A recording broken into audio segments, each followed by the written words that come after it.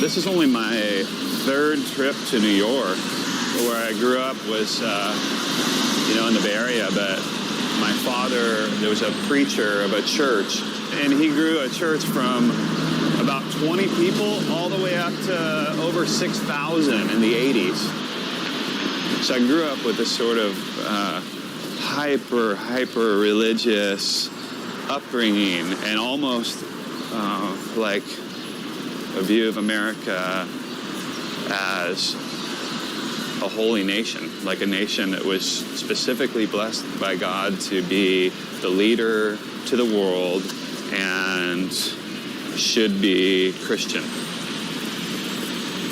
So when I went and I studied in college, I got into photography about 10 years ago, but I studied in college history, sociology, and I had really studied into a real different side of America than I had seen.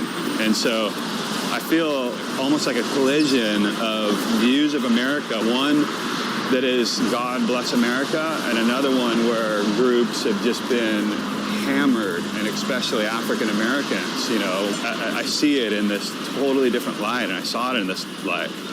So it's left me with internal conflict that is also anger and also fascinating and almost obsessional, and in terms of the subject matters that I explore and will explore. So are you a religious man? I can't believe that if there's a God, that only one subset of people would be saved somehow, while all other groups are doomed. So I know what I don't believe. It's hard for me to pinpoint exactly what I do believe. I almost go at it working through the questions that I think don't make sense to me. I teach my kids, definitely, look, there's no way a God is going to save just one group of people and whole nations and cultures and would be left to suffer for eternity, I love a place like New York because it's just absolutely unbelievable that everything is blended, and every race, every religion, and not sort of homogenized. And I think there's such a huge value to children being exposed to other people of other skin colors, other religions. And I just hammer to my kids this notion of acceptance and for everyone. And I feel in a lot of areas of our country that's not so common.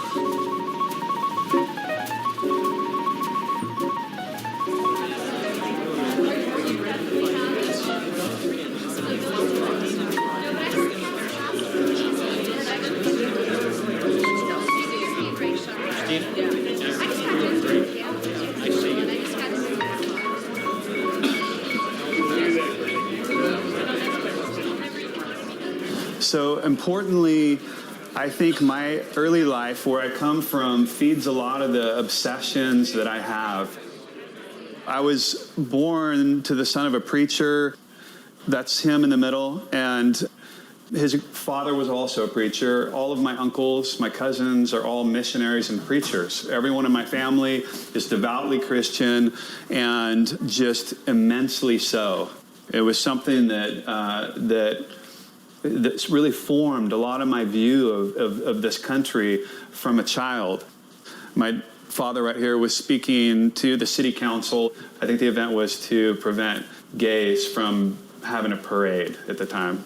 So I had always been an artist as a boy, and a really gifted artist. And I remember all of my teachers and school telling my parents he's going to be like a famous artist or something. And I felt that with photography, it grabbed me even beyond like art, drawing, and painting and things as a boy. It was on a whole nother level. And I thought that this is what I had loved doing this other, but it grabbed me on a whole nother level.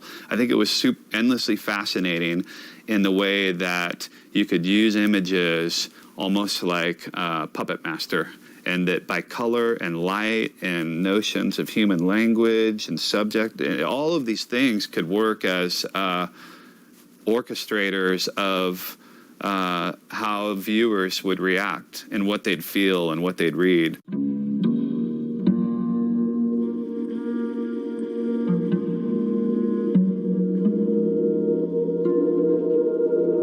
At first, it's like any photographer doing pictures of the family, but beyond that, you know, using your children and neighbors as portrait subjects. And I was looking to understand the nature of light and how someone like Diane Arbus worked. And I started to do portraiture that was disturbing even, and just pure emotiveness.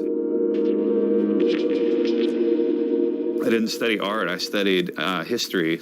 And I studied American history and saw this other tale that I didn't see as a kid that was super brutal, starting with the enslavement of a whole race to provide free labor for us to flourish.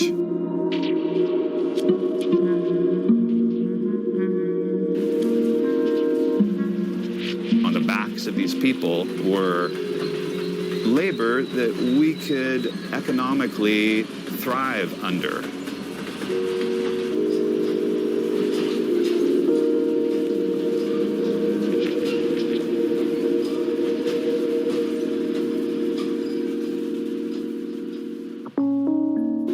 I felt I was going back and looking at reasons for why things are how they are on the surface.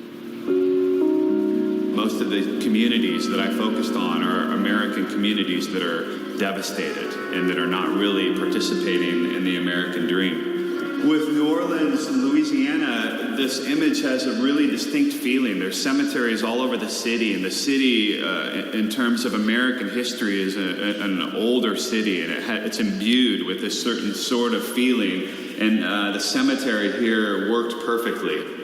The boys here are in white, the whites reflecting off of the cemetery. Oftentimes I'd use color in a way, or I'd look for color where what people were wearing actually was reinforced in the landscape and actually sort of worked cohesively to amplify the power and the poetry of the photo. You've got this real imbalance of an America that is full of promise and another America that's sort of just off-shoved over here. So I started to study during school slavery, the civil rights movement, feminism, the 60s. All of it was just freaking fascinating to me, and it contrasted so heavily with what I had been shown. The images are pretty telling, you know.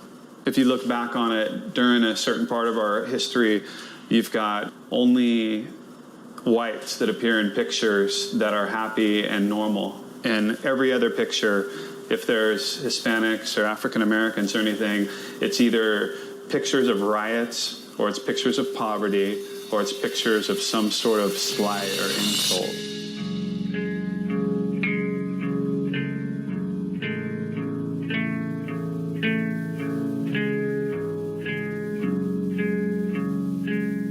So I published these two sites that are massive, right? They're images of blackface. They're images of gay pinups. Pictures of people eating Thanksgiving. It's all these cultural, visual elements in our country of what constructs our experience and our sensibilities. I feel we're in a time where the past is almost folding over the future in a way. I feel that our access to information from the past leaves us in a situation where everything is sort of mixing and being re-influential. There's a billion ways to go, but I almost think we're in like a remix era because the web and the nature of technology has simply made everything accessible and like an ocean of information in an unprecedented way. And I think that there's no way to not see art exploding in some ways with these possibilities of endless material. About that same time, I discovered Google Street View. And I remember when I first found it, I was blown away. I was totally blown away by it. Here was a situation where I've got a frozen world in front of me from which to navigate.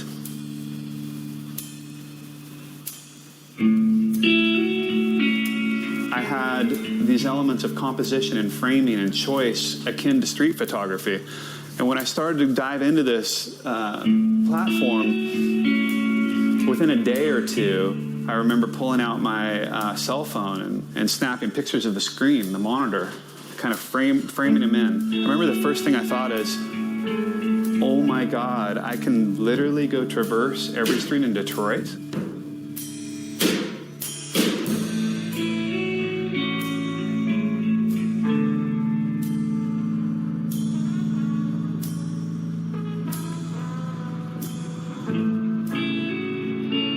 The way Google does this now is that they record images every 10 meters and they do 9 at a time, and then they've stitched together a frozen world from which to move within. So there's this element where I'm looking for all of these different factors. I'm looking for color that's distinct. I'm looking for composition that is somehow harmonious, even if it's imbalanced, where imbalance still creates balance. I'm looking at where I frame in poles, and I'm looking at just where the edge hits. And so I would be mindful of where power lines were coming in, where I wanted to cut off the signage. You've got this flow here, and the boy on the left, you know, his thin legs and a thinner neck and the head coming forward embeds a certain sort of human language and feeling that is important in photography to capitalize on and to use. And then just this endless street going down with all of these boarded up, what used to be businesses and so forth is so emblematic of Detroit.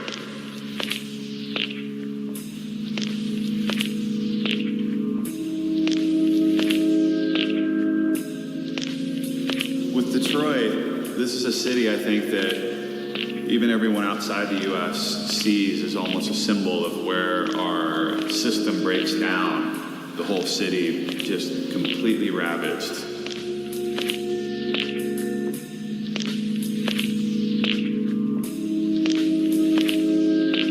During the 50s and 60s, there's something that occurred called white flight, where all of the people that were Caucasian, as soon as African Americans started moving anywhere next to them, viciously fought against letting African Americans live in the same neighborhoods with them. But as soon as they started moving in this migration, all of the Caucasian people fled the urban areas and moved out into the suburbs, leaving a lot of the inner workings of the city and a lot of these communities without capital and without an ability to thrive.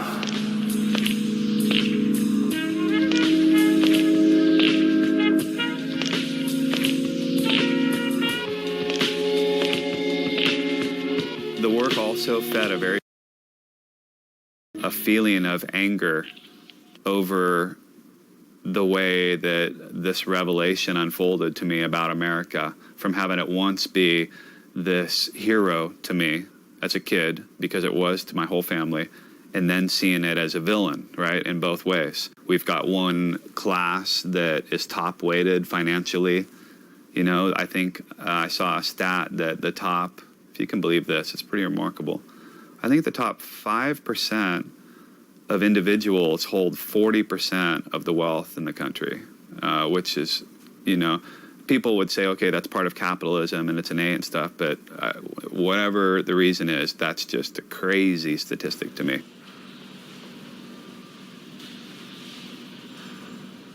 With this image super fair in Chicago, it was one of the images that I used signage in a very specific way. It had the feeling of an American flag with the sky and the three colors, and also the words were so ironic, you know, just, and they're handmade, they're almost stenciled on. The man is just perfectly positioned almost as a backdrop of a flag behind him. So I did. The image was perfect to make a statement about the work, and I let myself, you know, go with it. There's a large portion of Chicago that is, you know, just brutally poor and pretty ravaged economically.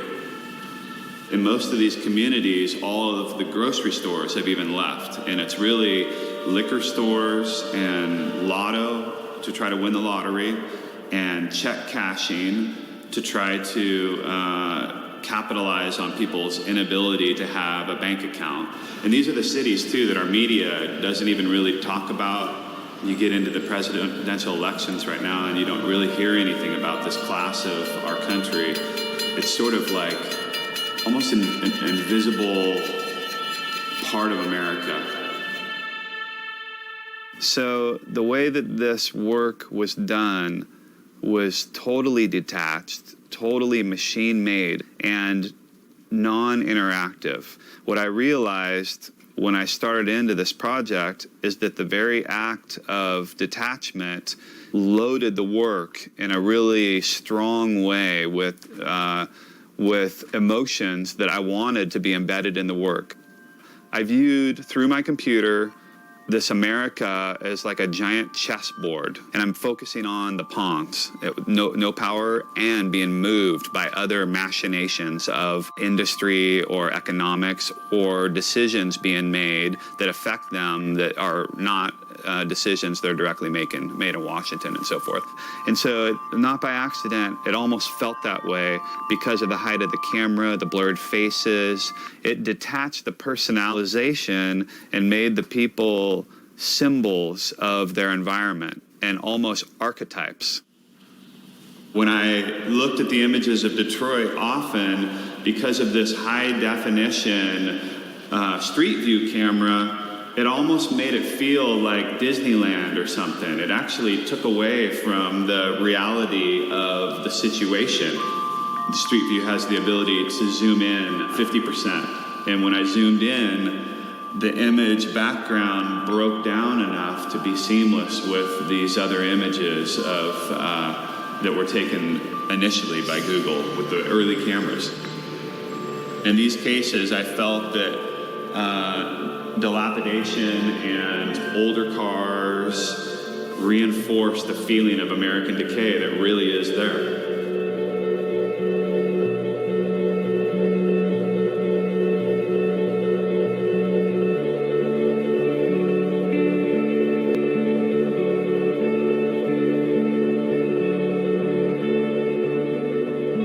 It wasn't necessarily a feeling of voyeurism, and it wasn't about surveillance, definitely. I was doing these pictures because I wanted to build a body of work about America that painted a tale of disparity between classes.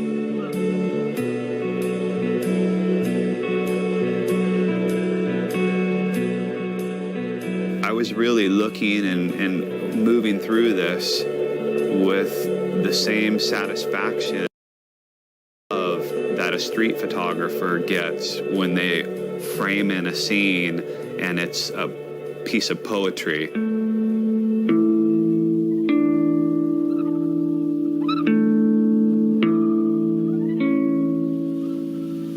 There's a few scenes where there's a child or youth in the scene, and this one was particularly poetic. You've got a boy who's centered in red, white, and blue above a spray-painted logo that says "For Life," which would have meant and would mean like a gang type of devotion. It's almost sort of symbolic about this notion of not having an avenue to economically escape your plight or your situation. I had been working at this work for maybe a year and a half alone, devoted to it. I looked at this platform and the views and this expanse and the scope as being something extraordinarily special, both visually and conceptually. I don't know if I said this earlier, but I probably made about 10,000 pictures, all organized by city and place. And those were just the pictures that I felt were maybe like, 4 to 5 stars. But I really knew when I found one that would work. So in one sense, I look at photography as having no boundaries. And I am very averse to people trying to define it by strict means. When Aperture posted an announcement of the book, I think there were maybe 100 comments left with people viciously arguing over whether it's even photography and also whether it's valid and whether I'm lazy. That's how, that was sort of a funny one because I was thinking of 1,000 hours I put into this and going but people don't really, they can't know. All they think is, a guy at a computer, and it's fine. I definitely want to tread new ground. I'm influenced by people that have worked different ways, and I don't want to leave necessarily what's been before, and it's just a continuum. What happened prior is connected to what we're doing now. But a lot of the great American photography is done in a way that subverts or steps on the American ideals. It's something that doesn't support or affirm the American ideals, or at least it throws it into a whole world of questions on how we see ourselves. And Evans certainly did this, as well as many others, right? So.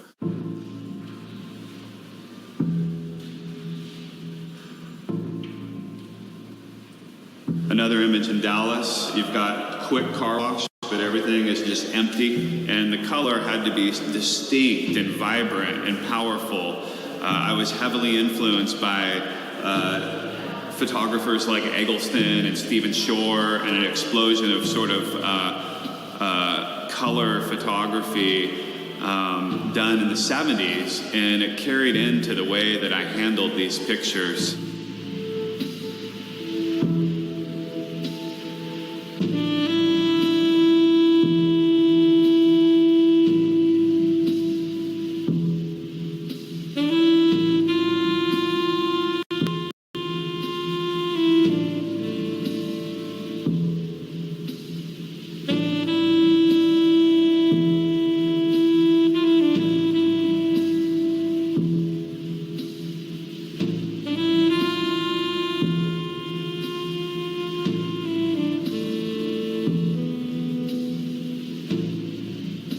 So on the one notion, photography and tradition can keep going forward. On other notions, photography is about only suggestions of the truth, and also taking things and creating your own context and putting in your own handprint, even on existing images.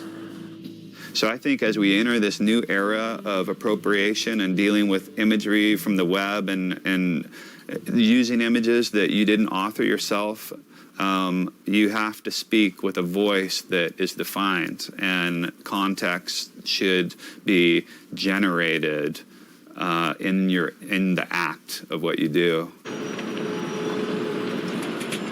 I almost want to transgress on notions that are held sacred, like America as being a blessed country, because I always think with the flip side of that is what? If you're outside of that you're not blessed, that somehow God bless America, but by default, God doesn't bless Africa. That kind of stuff pisses me off. I think the idea with art is you only need to suggest and you need to leave ambiguity. It's definitely something where there needs to be as many questions as there are answers, and I, in fact, don't have the answers.